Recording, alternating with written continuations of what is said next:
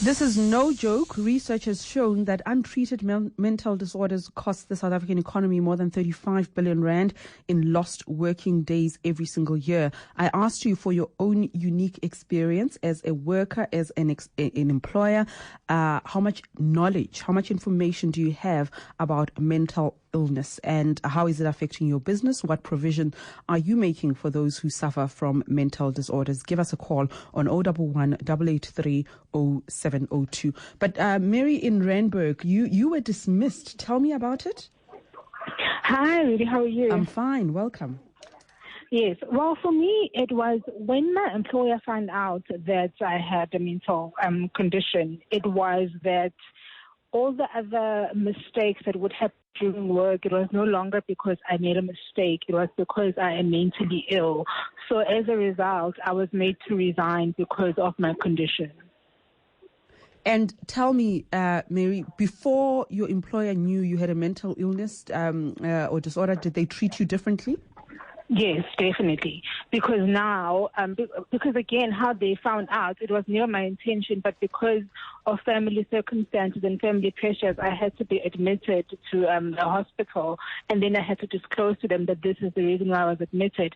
And then after that, my work was extra scrutinized. I myself was extra scrutinized. And after that, it was made very clear that, look, because of your condition, you might not necessarily be able to cope with the pressure of the current job, which I found unfair, which is why I say, for myself, I never disclose unless I have to, because as much as companies will say that we've got a wellness clinic, we've got such and such support for employees, I find that as soon as they find out, you treat it unfairly. And in your view, Mary, apart from that period where you were under pressure, there was a family thing, are you confident that the quality of your work, your performance, was up to standard, and there was no reason for your employer? I find that for people, with myself in any event, in my work, I always feel that I have something extra to prove. So I will perform over and above, I think, most people, because I want to prove to myself that this is not a hindrance in my job. Because you find that the triggers in your mental disorder are generally not work-related. It's usually something apart from work. But then when you come to your work, you find that work is actually where you find your solace, where you can actually prove that, you know what, this is the one space where I can actually perform like everybody else. So I find that I can perform normally and over and above other people. Did you mind? Are you confident enough? Are you comfortable sharing with us what sort of illness you have? I've got a borderline personality disorder, which basically means I have suicidal thoughts. If untreated, I self-harm. I've got varying mood swings. 1 minute I'll wake up very happy, and the next day I'll wake up wanting to kill everybody in my sight. I suffer from anxiety disorder. I've got depression.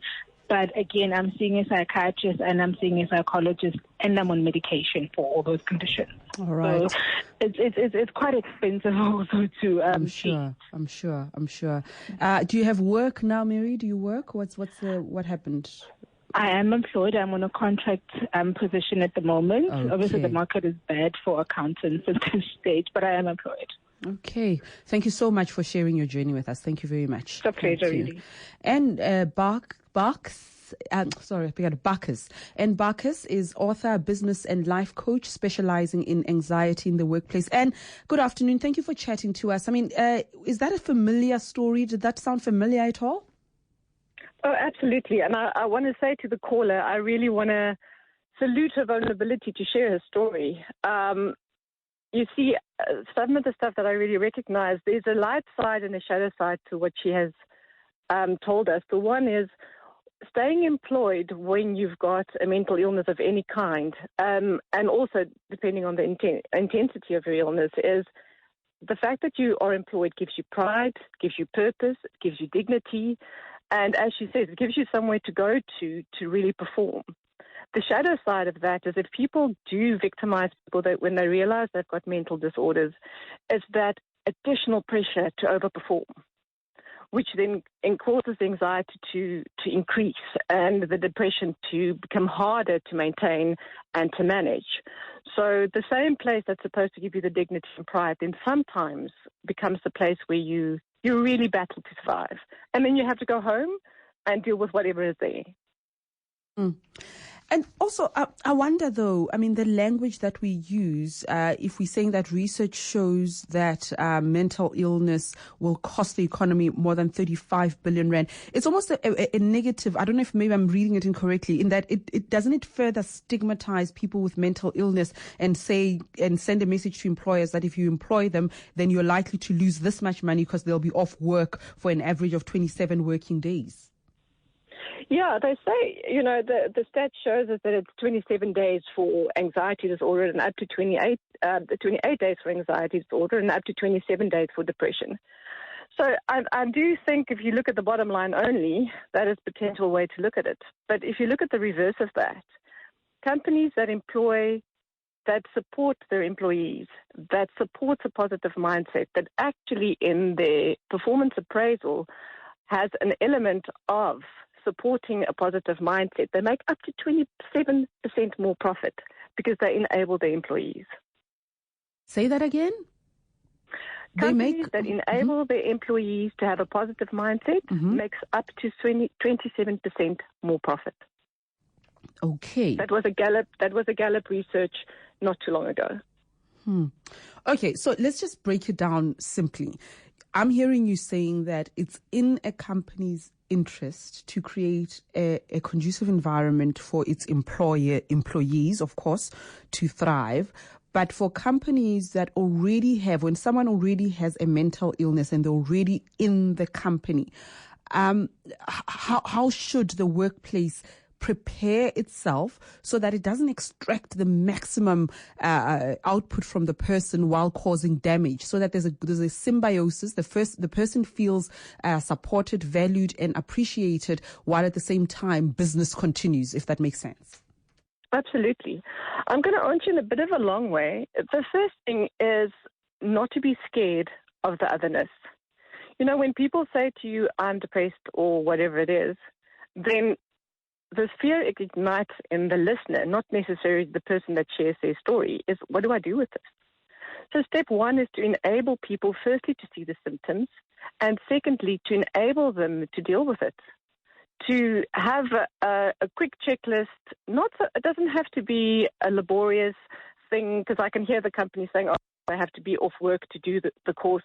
Not necessarily. You can actually enable people to see the symptoms, to understand what supportive behavior looks like, and how to optimize an engaged employee in the workplace. So the first step is to change the language around what that means. The second thing is, if you have a supportive, engaging workplace, then the people have more courage to share. And if I've shared it and it's out of the open and I'm not victimized, you're going to get more out of me. I'm actually, due to the fact that I'm being supported, I'm being helped, you're going to get more out of me in terms of my employee engagement. Therefore, I'm going to be less off work and I'm going to go the extra mile. Okay. And then, and we've been talking about mental disorders, mental illness. It's such a broad spectrum, and I don't want us to pretend we're all on the same page about what we mean here. There are different types, aren't they? I mean, what should employers be doing to inform themselves? Or do you suggest that the person who's suffering from some sort of mental disorder or mental illness, should you volunteer the information, keeping in mind that people have a right to privacy? What do you advise somebody who has a mental illness to do? Should they go and volunteer this information from the employer? Or to the employer, I beg your pardon. I think the first thing is, if you think you've got a mental disorder, you haven't been diagnosed, the first thing is to go see someone, because I think most environments and most workplaces do have a health and wellness environment. So first step is just go make sure that if there is a diagnosis, what that is. Secondly, to say, do I tell my employer? I am not sure. There are certain environments where it is an easy thing to do and people are supportive, and then there's other environments that you actually can't. So I'd be to advise to do one or the other. I would rather say, look at your company's culture. And if your company is of such a culture that you cannot share it, then I'm questioning if you're in the right company. Then I'd rather change to a company that is open to have these discussions, that is supportive, and actually promotes the openness and the integrity. What a pleasure chatting to you, Anne. And if you don't mind, we'd like to keep your details because we do delve into these matters regularly, and I'd like to do it with greater frequency because our nation needs to heal. We need to be better informed, and when we know better, we do better. Do we not? Absolutely. And I've been really blessed that I've written a book called Embracing Anxiety, Coming Back with Hope, specifically for people in the workplace to have something to read, to understand the behavior. And there's a model to say, how do I do this every day and be productive and work? And then go home and be a productive human being at home as well. Oh, that's fantastic. Anne is an author, business and life coach. Do you have a website, Anne? I do. It is www.bakkes.com. Thanks indeed. Thank you. And if people want to get a hold of the book, they can go to www.kr.co.za. It's Knowledge Resources and at all the major bookstores. Thanks indeed. That's it's Bakkes, by the way. Bakkes, Bakkes.